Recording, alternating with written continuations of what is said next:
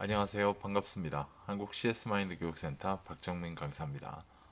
2018년도 3월 11일 날 진행됐던 2회차 기출문제에 대해서 문제풀이 핵심 키워드 찾는 방법들을 가지고 말씀드리는데요.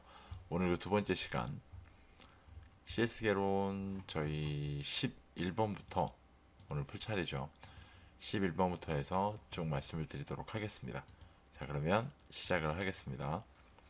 11번 에릭 번이라고 나오면 벌써 이제 TA 교류 분석이겠죠. 제시한 시간의 구조와 영역, 시간의 구조와는 6가지가 있고요. 다음 보기의 내용에 해당하는 것은 자, 보기가 한 3가지 정도가 나왔습니다. 대부분 시간의 구조와 문제는요. 가장 기본적인 게 시간의 구조와 6개에 들어가는 것으로 뭐 올바르지 않은 것 이런 것들을 물어봤었는데 점점 문제가 난이도 조절이 되면서 내용을 갖다가 이름을 찾는 문제가 주로 출제가 되고 있습니다. 자, 보기. 지금 여기서 행하고 있는 일을 통해 서로 스트로크를 주고받는 실용적인 시간 구조와 형태를 의미한다. 여기서 키워드는 실용적인 시간 구조와 형태예요. 실용적인 시간 구조와 형태. 이걸로 답을 찾아낼 수 있다는 거죠. 두 번째, 생산적이고 창의적인. 이게 두 번째 키워드입니다. 생산적이고 창의적인. 세 번째 것까지는 뭐 몰라도 될 것 같아요. 제가 봤을 때. 그래서 첫 번째 말씀드린 실용적인 시간 구조와 형태, 생산적이고 창의적인 두 번째에 나와 있는 이 키워드만 가지고도 충분히 답은 뭘로 예측이 되느냐? 활동이라는 관점입니다. 자, 그럼 보기에 나와 있는 뭐 잡담이라는 건 직업, 취미, 스포츠 이런 것들이 나오겠죠. 게임, 필요악, 불가결한 역할 이런 키워드가 나오지 않을까 싶습니다. 친교, 진실한 교류라는 말이 나오겠죠. I am okay, you are okay. 그 다음에 뭐 의식이라고 보면 전통, 습관 이런 얘기가 쭉 나오지 않을까 싶습니다. 꼭 내용을 갖다 이름을 찾는 문제의 형태를 기억 좀 하셔야 됩니다. 다음 문제. 교류 패턴 분석과 관련해 이것도 이제 TA 문제네요. 다음 보기의 대화에 해당하는 교류 유형은 이 교류 패턴 분석은 특이할 정도로 매번 이렇게 예시로 나오기도 합니다. 교수님, 어제 연구실에서 조별 과제를 수행하라고 했는데 왜 다른 팀원만 남고 자네는 오지 않았지? 라고 물어봅니다. A라는 하나의 교류를 던졌죠, 교수님이. 학생, 저 사실 예전부터 교수님 지도 방식이 마음에 들지 않았습니다. 학생이 그 교수님부터 날아온 A라는 교류를 어떤 반응을 보이고 있습니다. 그런데 A를 던졌을 때 A-가 날아온 게 아니라 지금 난데없는 B가 날아오고 있다는 거죠. 이렇게 교류를 처음에 던지는 사람이 돌아올 반응을 전혀 예측할 수 없는 경우 이런 걸 흔히 우리가 교차교류라고 부릅니다. 이 문제가 쉽다라고 판단된 이유가 뭐냐면 평행교류와 상보교류는 동일한 의미입니다. 그래서 A를 던지면 A-가 날아오는 3번의 암묵교류와 이면교류도 동일한 표현이죠. A를 던졌는데 A- 비슷하게 날아왔는데 그 A-에 숨어있는 의미가 굉장히 다른 의미가 들어가 있다라는 하나의 표현 방식을 얘기합니다. 이렇기 때문에 동일한 표현이 2개씩 나왔는데 지금 아닌 건 하나밖에 없잖아요. 그래서 문제가 굉장히 쉽게 나왔다라고 말씀을 드렸던 겁니다. 다음 문제. 서비스의 정의에 대하여 다음 보기의 내용과 같이 주장한 학자는 참 학자 문제 끊임없이 나오죠. 저희 CS개론에서 5장 서비스의 정의, 1장 고객만족 관리 이론 이 2가지에 대한 학자의 정의 내용은 꼭 좀 출제가 된다고 보시는 게 맞습니다. 자, 보기. 서비스란 자신이 수행할 수 없거나 하지 않는 활동. 자, 여기까지만 읽으면 잘 이해가 안 됩니다. 대표적으로 저희 뭐 교재라든가 여러 곳에서 보시는 것 중에 학자들 정의 중에 가장 이해 안 되는 정의, 쉽게 얘기해서 서비스 제공자 측면에서 정의한 사람, 네, 막바로 배솜입니다. 배솜. 굉장히 수월하게 풀 수 있는 문제 중에 한 가지다라고 보시면 될 것 같습니다. 다음 문제. 다음 중 거래 후 서비스, 애프터 서비스 얘기합니다. 대한 설명으로 가장 거리가 먼 것은 이라고 얘기를 하죠. 세 가지를 나눠놓고 있죠. 거래 전, 거래 시, 거래 후라고 나옵니다. 자, 1번 볼까요? 제품 판매를 지원할 필요가 있는 서비스 항목을 나타낸다. 네, 이건 맞는 설명이겠죠. 2번, 결함이 있는 제품으로부터 소비자를 보호하는 서비스 유형이다. 네, 맞습니다. 3번, 회수 또는 반품, 소비자 불만과 클레임 등을 해결할 수 있어야 된다. 네, 맞는 설명이죠. 이거 갖고도 컴플레인이라고 오해하시면 안 됩니다. 향후 문제가 출제가 될 때 저걸 컴플레인으로 바꿀 가능성이 상당히 높아요. 4번, 현장 서비스가 종료된 시점 이후의 유지 서비스로 충성 고객 확보를 위해 중요하다. 네, 맞습니다. 그럼 틀린 건 하나 남았습니다. 이제 소비자와 판매자 사이에 직접적으로 상호 거래가 이루어지는, 자, 여기까지만 제가 읽어드렸는데요. 이거 뭡니까? 거래 시 서비스 얘기하고 있죠. MOT 지금 얘기하고 있는 겁니다. 그래서 이 문제의 답은 5번입니다. 시간을 가지고 조금만 읽어보시면 충분히 해결이 가능한 문제 유형이었습니다. 다음 문제. 다음 보기의 내용 중 허쉬와 블렌차드가 제시한 상황적 리더십 모형. 자, 물어보는 문제는 지금 상황적 리더십 모형을 물어보고 있고요. 여기에 부가적인 게 허쉬와 블렌차드가 정의한 내용을 물어봅니다. 네 가지가 있죠. 지시형, 설득형, 참여형, 위임형입니다. 자, 그럼 위에 보기 중에 4개 중에 서번트 리더십 해당되지 않죠. 참여형 리더십 해당되죠. 다 위임형 리더십 해당됩니다. 마지막 카리스마 리더십 해당되지 않죠.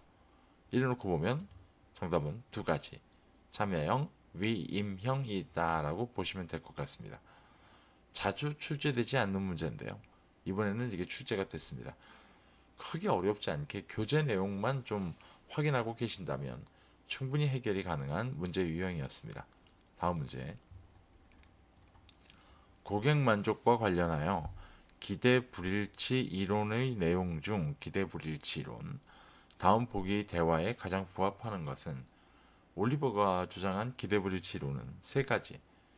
내가 기대를 가진 것과 지각된 성과, 실제 서비스 현장에서 받은 서비스가 긍정적으로 불일치가 될 경우, 쉽게 얘기해서 기대보다 받은 성과가 더 클 경우에 우리가 긍정적 불일치, 만족이라고 부르고요. 기대 대비 지각된 성과가 적으면 부정적 불일치, 불만족. 거기에 올리버가 주장한 거 한 가지, 단순 일치라는 것까지 있습니다. 자, 보기를 좀 볼까요? 철수, 너 지난번에 졸업 선물로 받은 블루투스 헤드폰 있잖아. 직접 써보니까 어때? 라고 물어봅니다. 자, 그랬더니 영희가 글쎄 딱 가격만큼의 성능인 것 같아. 뭐뭐만큼의 성능인 것 같아. 기대를 가진 것과 실제 지각된 성과가 거의 같다. 아까 말씀드린 3가지 중에 뭡니까? 단순 일치에 대한 내용이었습니다. 그러니까 기대불일치 이론에 대한 이런 기본적인 개념만 확립해 놓으신다면 어떻게 문제가 나와도 충분히 해결이 가능한 문제 유형입니다. 다음 문제. 공정성 이론이라고 나옵니다. 이제 공정성 이론. 애덤스의 공정성 이론 관련해 공정성의 분류 중 다음 보기의 설명에 해당하는 것은 무엇입니까? 보기가 길게 나오죠. 공정성 분류라고 이미 문제에서 얘기합니다. 그럼 볼까요? 도출 결과의 공정성, 절차상의 공정성, 상호작용의 공정성, 셋 중에 하나일 겁니다. 보기 1번, 5번은 떨어져 나가네요. 자, 보기를 좀 볼까요? 도출 결과에 영향을 미치는 영향력과 정보의 공유 정도를 의미하는 것으로 객관적이고 소비자를 대표할 수 있는 정보의 수집, 의사결정자의 정보 사용, 사람들의 의사결정에 영향력을 가지고 있다고 믿는 신념의 정도를 말한다. 이 세 줄에서 가장 키워드는 어디냐면 두 번째 줄 끝부분에 사람들의 의사결정에 영향력을 가지고 있다고 믿는 신념의 정도, 이걸 갖고 찾아낼 수 있습니다. 저 키워드가 나오게 되면 뭘까요? 네, 2번 절차상의 공정성을 이야기를 합니다. 맨 앞에 나와 있는 도출 결과에 영향을 미치는 이라고 되어 있잖아요. 여기만 잘 보셔도 도출 결과 공정성은 아닙니다. 그죠? 여기에 영향을 미치니까요. 두 번째, 어디에도 잘 보시면 직원과 고객 간의 관계는 없어요. 그럼 상호작용 공정성도 아닙니다. 그럼 답은 2번, 3번, 4번 보기 중에 2번밖에 남질 않습니다. 문제 해결하는 방법만 아신다면 굉장히 수월하게 풀 수 있는 문제이기도 합니다. 다음 문제.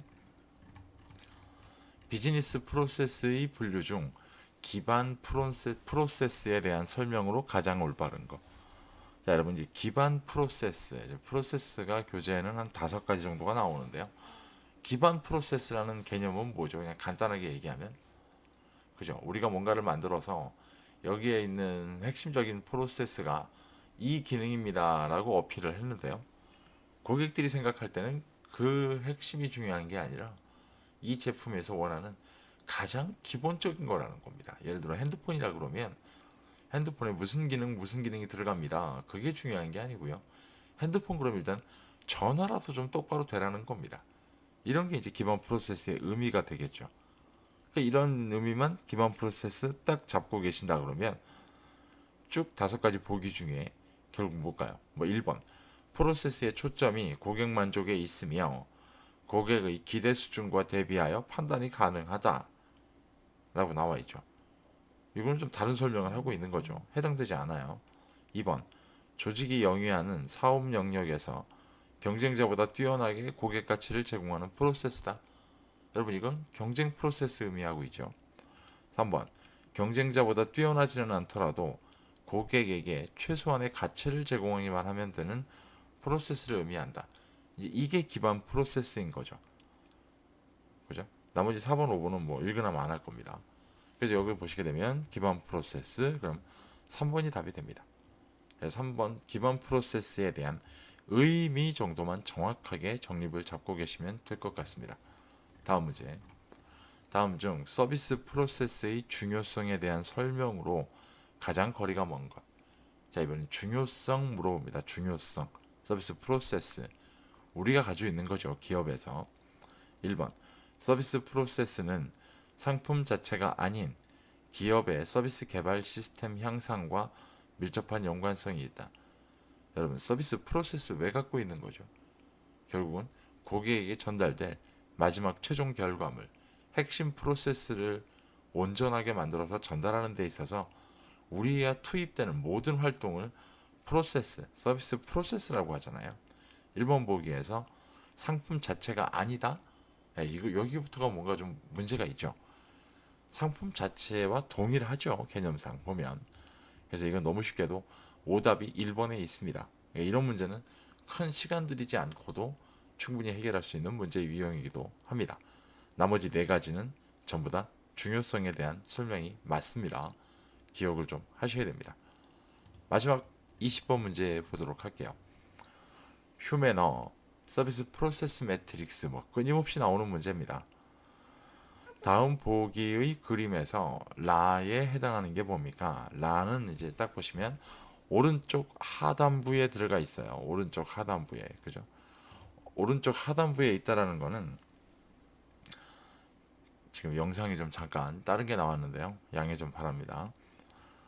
라에 있고 일단 돌아가면서 좀 보면 가라는 부분은 상호작용, 노동 집중도가 다 낮아요. 그죠? 이거 우리가 서비스 팩토리 들어가 있는 업종들은 모조리 히읗으로 돼 있고 리조트만 빼면 됩니다. 라고 말씀을 드렸고요. 그 다음에 상호작용은 높고 노동 집중도는 낮아요. 나에 있는 건 우리가 서비스 샵, 병원과 수리센터 뭐 이런 게 있죠. 다로 가게 되면 노동 집중도는 상당히 높고 상호작용은 낮고 대중 서비스, 학교, 금융업 이런 게 들어가 있죠. 그 다음에 라, 노동 집중도 높고 상호작용 높고 라고 해가지고요. 여기 이제 뭐가 있는 거예요? 돈과 법 또는 뭐 전문의라는 것도 나에 속하지 않고 여기 들어가 있죠. 그래서 밑에 보기에 보시면 쭉 여러 가지 중에 돈과 법에 관련된 거, 네, 정답은 뭘까요? 회계가 맞을 겁니다. 네, 그래서 20번의 정답은 4번 회계로 만들어져 있어요. 자, 그래서 20번까지 말씀을 드렸고요. 지금 보시는 문제는 굉장히 자주 출제가 되기 때문에 꼭 유형을 기억을 좀 하고 계실 필요성이 있는 문제이기도 합니다. 오늘 11번부터 CS 개론 20번까지 말씀을 드렸고요. 크게 어렵지 않게 문제의 내용을 조금만 파악할 수만 있으시면 풀이가 가능한 문제 유형이었습니다. 그래서 조금 너무 어렵게 생각하지 마시고요. 핵심 키워드를 어떻게 잡아내는가라는 부분들만 연습만 되신다 그러면 충분히 문제는 수월치 않게 풀 수 있는 문제 유형들이다라고 보시면 될 것 같습니다. 저희 다음 시간에는 CS 개론 21번부터 30번까지 문제풀이에 대한 키워드 다시 한번 말씀드리도록 하겠습니다. 고생 많이 하셨고요. 고맙습니다.